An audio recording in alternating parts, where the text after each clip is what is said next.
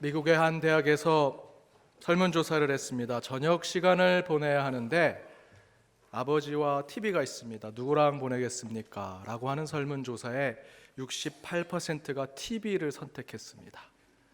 아버지랑은 함께 저녁을 보내지 않겠다라고 하는 사람이 10명 중에 3명이나 됐습니다. 미국만 비슷한 조사가 있는 것이 아니라 한국에도 비슷한 조사가 있습니다.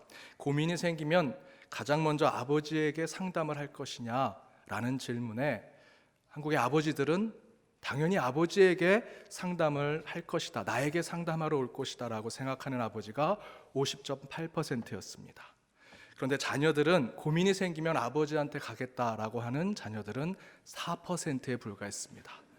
아버지들 기대하지 마십시오. 절대로 자녀들이 상담하러 오지 않을 겁니다. 한국 대학생들에게 질문했습니다. 집에 들어갔을 때 가장 불편할 때가 언제냐? 1위가 아버지가 일찍 퇴근해서 함께 저녁 식사하게 될 때 제일 불편하다고 합니다. 부모님과 자녀 간에 보이지 않는 불편한 진실이 있습니다. 그런데 한 가지 절대 잊지 말아야 할 사실도 있습니다. 2005년도에 한국의 초등학생 학교에 들어간 7살, 8살 아이들에게 가장 무엇이 하고 싶느냐라고 하는 질문에 1위가 아빠랑 놀이동산 가는 것이었습니다.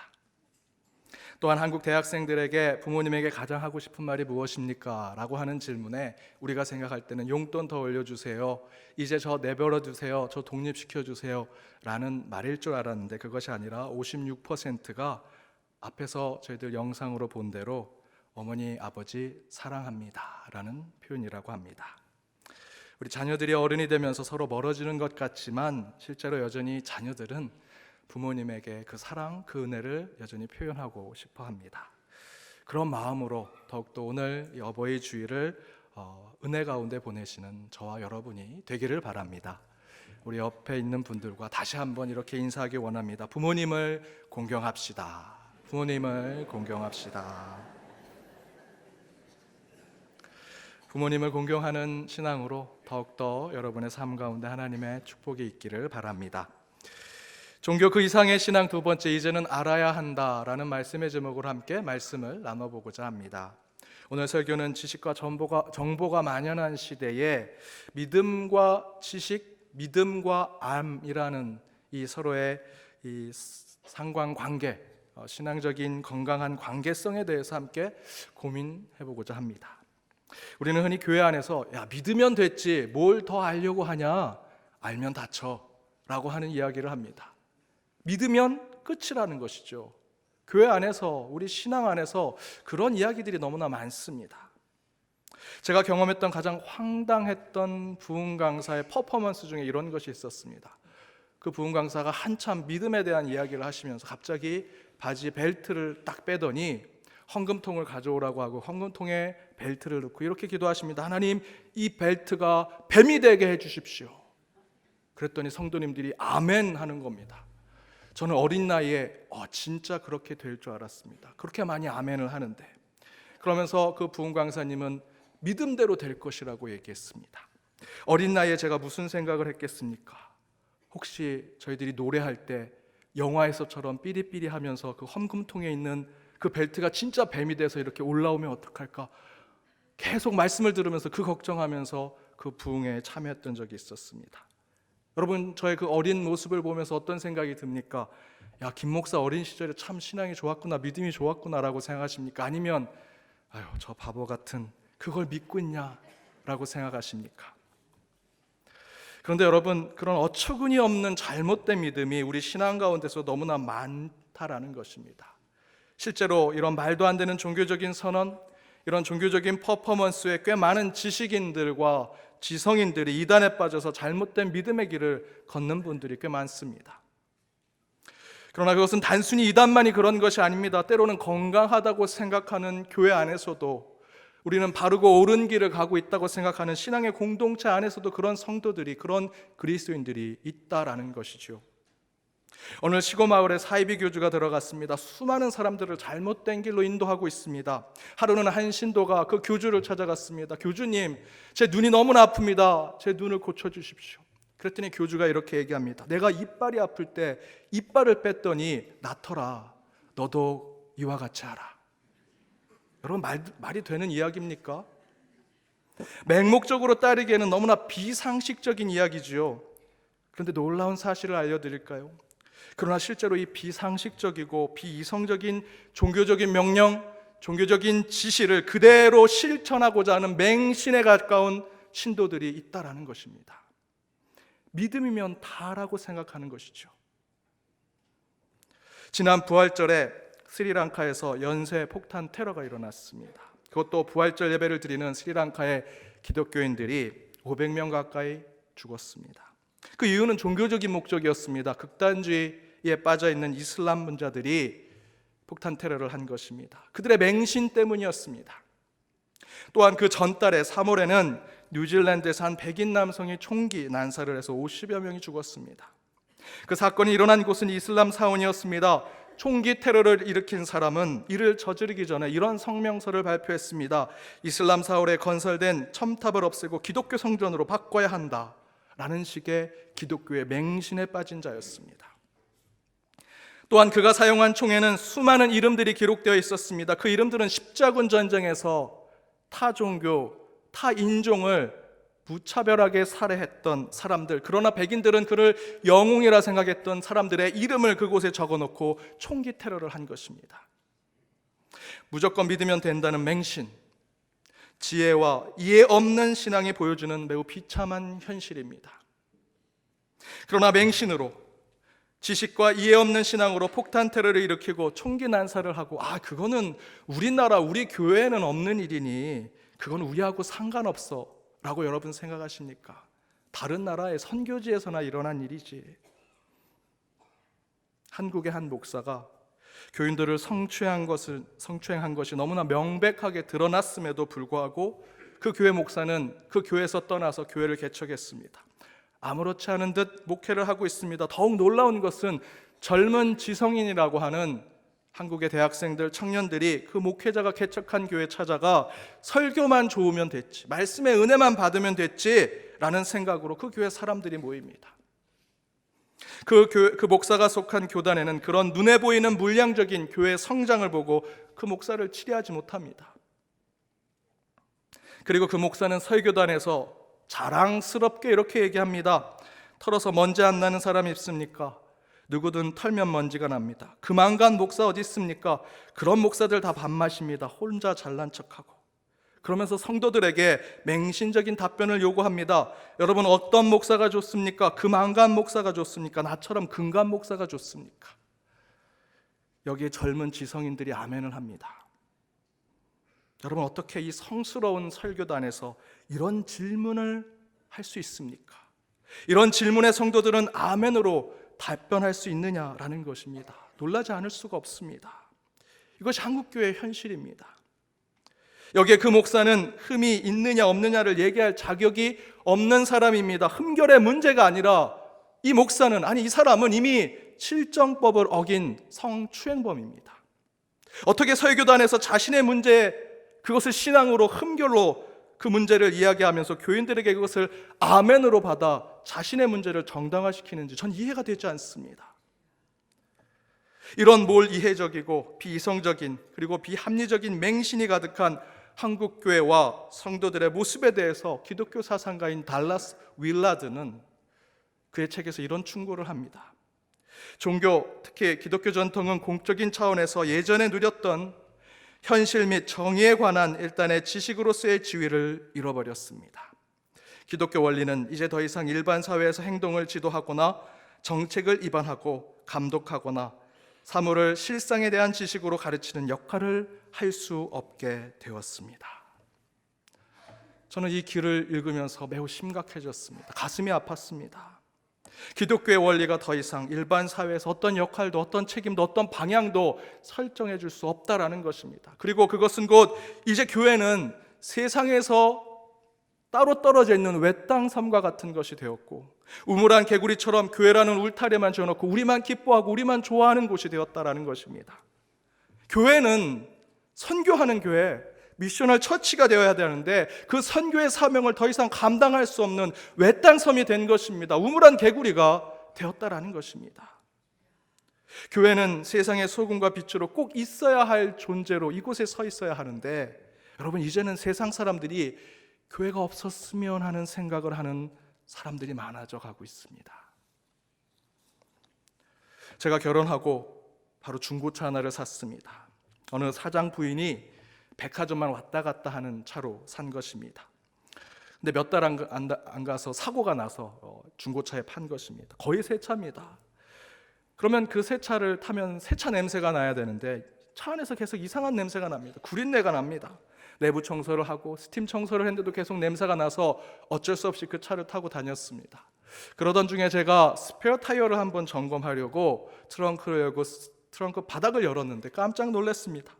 그 스페어 타이어 가운데에 썩은 명태 3마리가 있는 겁니다. 그리고 그 명태 입에 돌돌 마려진 부적이 그 안에 들어가 있었습니다. 그 부적을 달고 다녔음에도 불구하고 몇 달이 안 돼서 사고가 나서 되팔은 거죠. 재수 없다고 생각하고. 저희는 아주 잘 탔습니다. 끝까지. 여러분, 과거에는 어느 집안에 찾아갔을 때 그 집안 벽 위에 부적이 붙어 있거나 점집에 간다는 얘기를 들으면, 야, 이 가정은 생각이 없구나, 비이성적인 그런 집안이구나 라고 저희들이 생각했죠. 그런데 요즘 어떤지 아십니까? 내가 교회 다닌다고 이야기하면 십자가의 목걸이를 달고 있고 집에 왔는데 우리 집에 십자가 있는 것을 보면 세상 사람들이 과거에 부적을 달고 다니는 사람들처럼 우리 그리스도인들을 그렇게 보도라는 것입니다. 맹신에 빠져서 비이성적이고 비합리적이고 몰상식한 인간들의 모인 곳이 교회요, 그리스도인이라고 세상 사람들은 생각한다는 것입니다. 따라서 여러분, 이제 우리는 우리의 믿음만큼이나 알아야 합니다. 그 믿음을 지킬 수 있는 지식이 있어야 합니다. 세상을 이해해야 합니다. 그것으로 채워야 하고 우리의 믿음과 삶, 믿음의 행위가 균형을 이루는 신앙을 가져야만 선교하는 교회로서 나아갈 수 있습니다. 구약 본문에서 욥이 그 위대하신 하나님의 섭리를 깨닫게 되었습니다. 막상 자기의 친구들과 이야기하다 보니 자신이 잘 알지 못하는 자임을 깨달았습니다. 그리고 욥이 4절에서 하나님께 이렇게 얘기합니다. 함께 읽겠습니다. 내가 말하겠사오니 주는 들으시고 내가 주께 묻겠사오니 주여 내가 알게 하옵소서. 막상 알고 보니 하나님 너무 위대하신 분이십니다. 뛰어나신 분이십니다. 그러니 주님 명령만 하십시오. 지시만 하십시오. 순종하겠습니다. 믿음 그대로 따라가겠습니다 라고 욥이 얘기한 것이 아니라 무엇이라 얘기합니까? 하나님, 제가 이제 묻겠습니다. 알려주십시오. 질문하겠습니다. 깨닫게 해주십시오. 제게 지식을 주십시오 라고 이야기하고 있는 것입니다.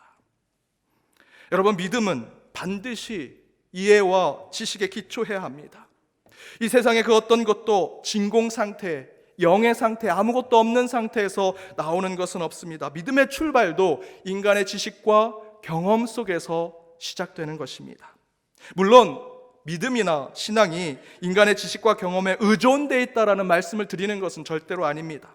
하나님은 인간의 어떤 상태, 어떤 조건이든 믿음을 선물로 주시고 은혜로 우리에게 주시는 것은 분명합니다. 단지 우리가 믿음을 가졌을 때 그 믿음이 쌓아 올라오는 것에 있어서 각 사람의 지식, 각 사람이 가지고 있는 이해의 정도와 경험과 알매 수준에 따라서 하나님은 그 믿음과 신앙심을 키워주신다라는 것입니다. 예를 든다면 저는 귀신에 대한 물리적 실체를 믿지 않습니다. 귀신의 영적 존재로서 성경에서 말씀하는 것은 믿습니다. 그러나 귀신이 우리 눈앞에 보여지는 것으로 모든 사람이 동일하게 보는 그 귀신은 믿지 않는다라는 것입니다. 왜냐하면 만약에 귀신이 전 세계의 사람들에게 동일하게 확인될 수 있는 보편적이고 물리적인 존재라면 서양 사람들도 처녀 귀신을 봐야 됩니다. 산신령을 봐야 되고, 동양에 사는 저와 여러분은 드라큘라를 귀신으로 봐야 됩니다. 망토를 둘러쓴 눈만 뜨어 있는 캐스퍼와 같은 그런 서양 귀신을 우리는 봐야 됩니다. 여러분 보십니까? 그렇지 않습니다. 자신의 문화권에 있는 귀신에 대한 경험만 하게 되어 있습니다. 그 이유는 어떤 영적인 경험이 우리 안에, 우리가 살고 있는 삶의 자리에 어떤 인식과 어떤 지식과 어떤 이해와 이성의 체계 속에 있는지에 따라서 영적 경험도 달라지기 때문입니다. 여러분, 바울이 다메섹 도상에서 예수님을 만났습니다. 여러분, 그 예수님이 음보 김기창 선생님이 예수님을 갓을 쓴 예수님을 그렸는데 그런 예수님으로 만났을까요? 그럴 리가 없습니다. 그죠? 바울의 지식과 생각, 바울이 이해하고 있고 경험하고 있는 곳에서 그 인식하는 예수님의 모습으로 환상 가운데 그 예수님을 만났을 것입니다. 이처럼 우리의 신앙도 절대로 백지 상태에서 시작되는 것이 아닙니다. 0점 또는 무의 상태에서 시작되는 것이 아니다라는 것입니다.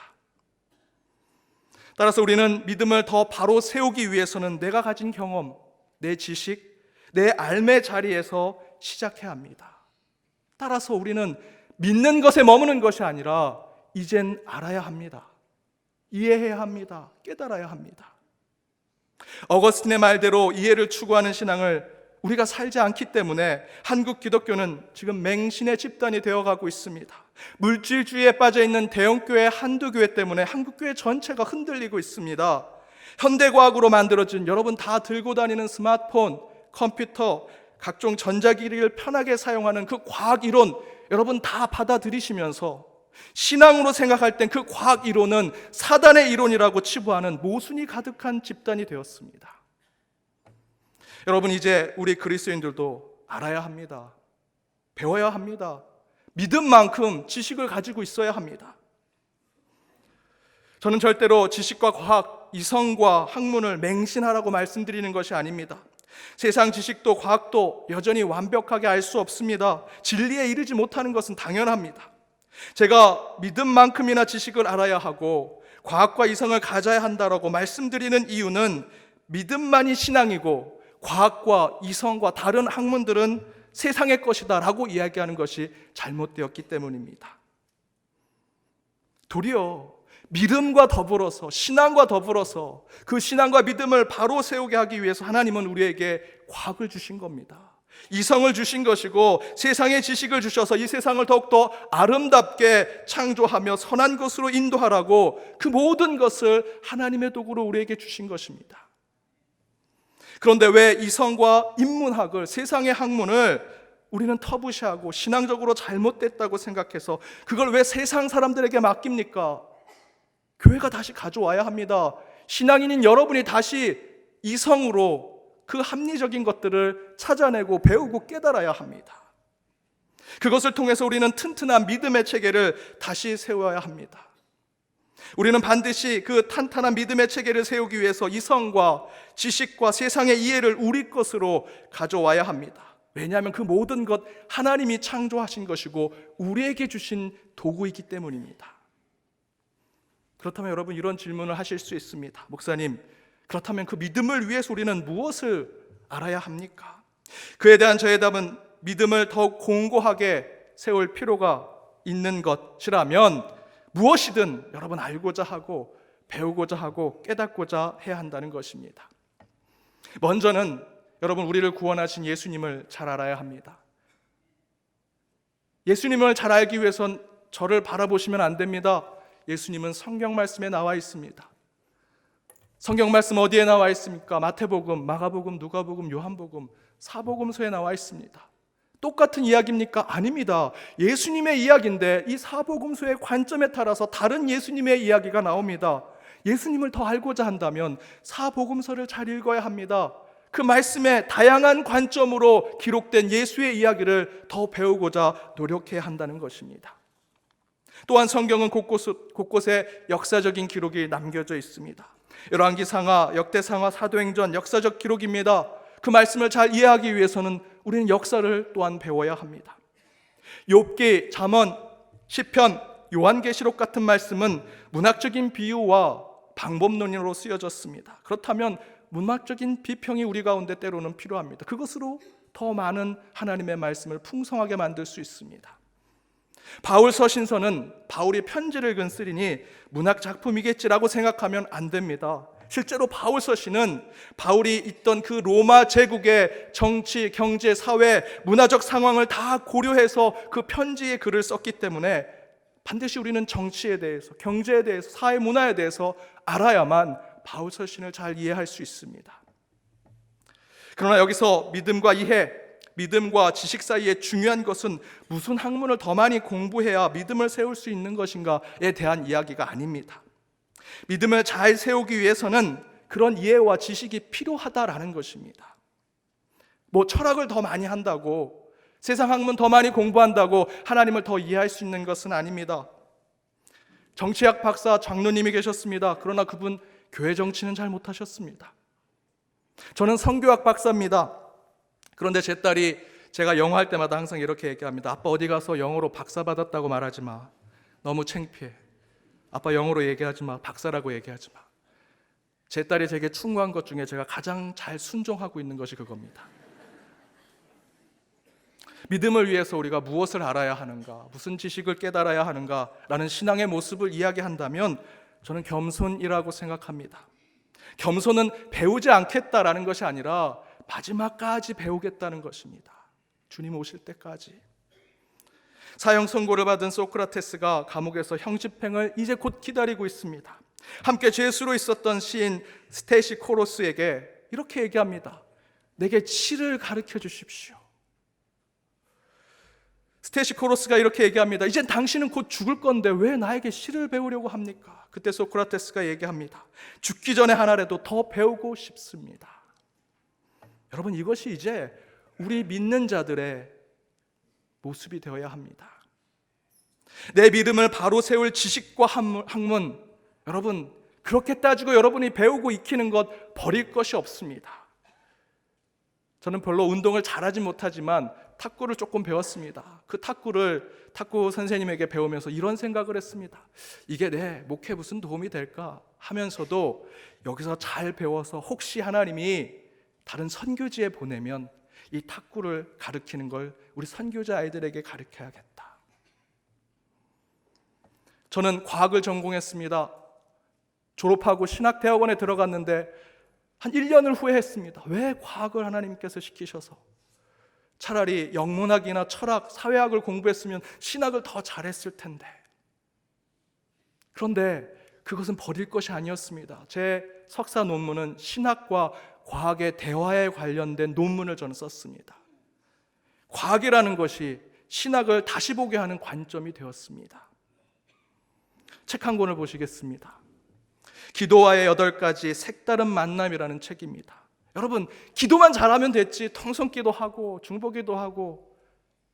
그러나 이 책에는 성경의 관점으로, 사회학적 관점으로, 심리학적인 관점으로, 시적인 관점으로, 음악의 관점으로, 과학의 관점으로 기도에 대해서 풀어놓은 책입니다. 믿으면 된다고요? 기도만 하면 된다고요? 아닙니다. 우리는 그 가운데 기도를 어떻게 할 것인지, 어떤 관점으로 볼 것인지, 믿음을 어떻게 내 지식과 이해 가운데 세울 것인지 우리는 늘 겸손한 마음으로 배우고자 해야 합니다. 사랑하는 여러분, 우리는 믿기만 하면 된다라고 생각합니다. 그러나 그 결과가 무엇입니까? 교회와 그리스도인들의 맹신적인 모습은 교회 전체를 불신의 그룹으로 만들고 있습니다.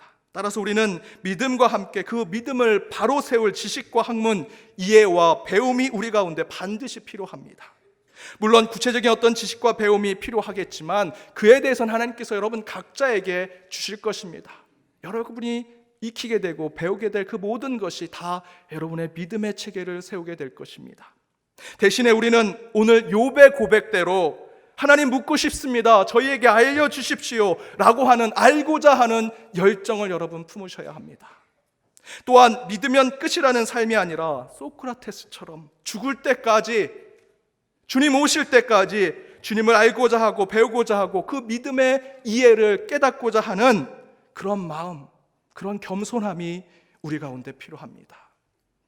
믿음과 이해가, 믿음과 지식이 함께 가면 우리 그리스도인들은 상식과 교양을 가진 자들이 되리라 믿습니다. 저는 이제 이 시대는 그리스도인들이 상식과 교양을 가지고 선교하는 교회가 되어야 한다고 믿습니다.